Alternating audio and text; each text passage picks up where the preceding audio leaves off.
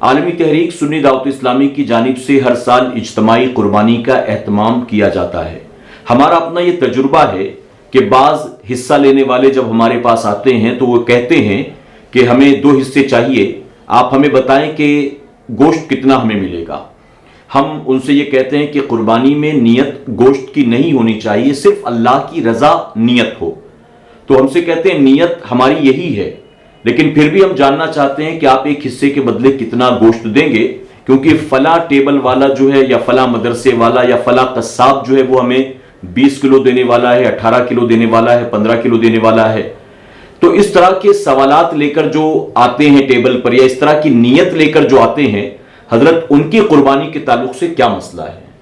قربانی کے بڑے جانور میں حصہ لینے والے ہر شخص کا ارادہ، ہر شخص کی نیت یہی ہونی چاہیے کہ اللہ تبارک تعالیٰ کی رضا حاصل ہو، جس کو کہتے ہیں تقرب اللہ۔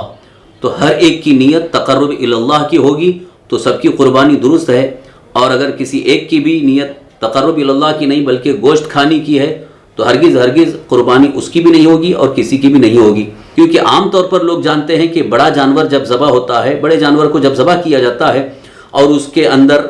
گوشت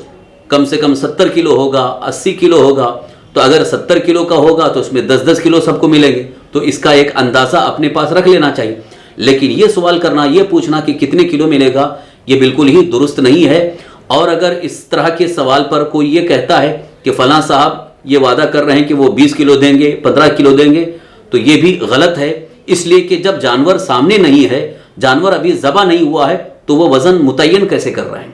لہٰذا جو لوگ اس طرح بول کر کے یا کمپٹیشن کرنا چاہتے ہیں یا قربانی میں لوگوں کو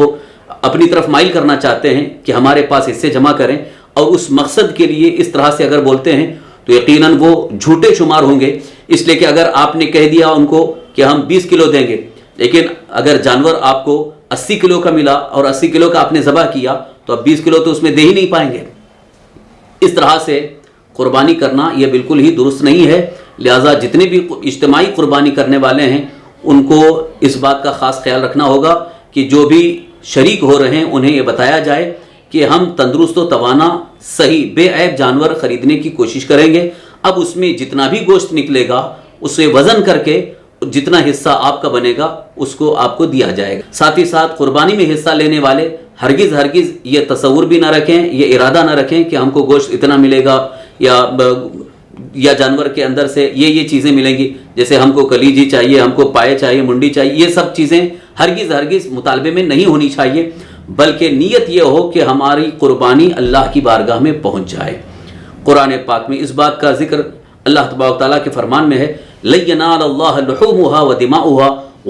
وَلَكِنْ يَنَالُهُ التَّقْوَىٰ۔ اللہ کی بارگاہ میں ان کا گوشت یا ان کا خون نہیں پہنچتا ہے بلکہ تقویٰ پہنچتا ہے، یعنی تمہاری خلوص نیت پہنچتی ہے اللہ کی بارگاہ میں۔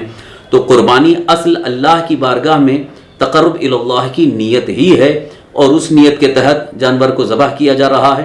اب اس کی برکت ہے کہ اللہ تعالیٰ کے فضل و کرم سے ہمیں گوشت کھانے کو مل رہا ہے، لہٰذا اس پر صبر کر لینا چاہیے، اور گوشت کھانے کی نیت ہرگز نہیں ہونی چاہیے۔ واللہ تعالیٰ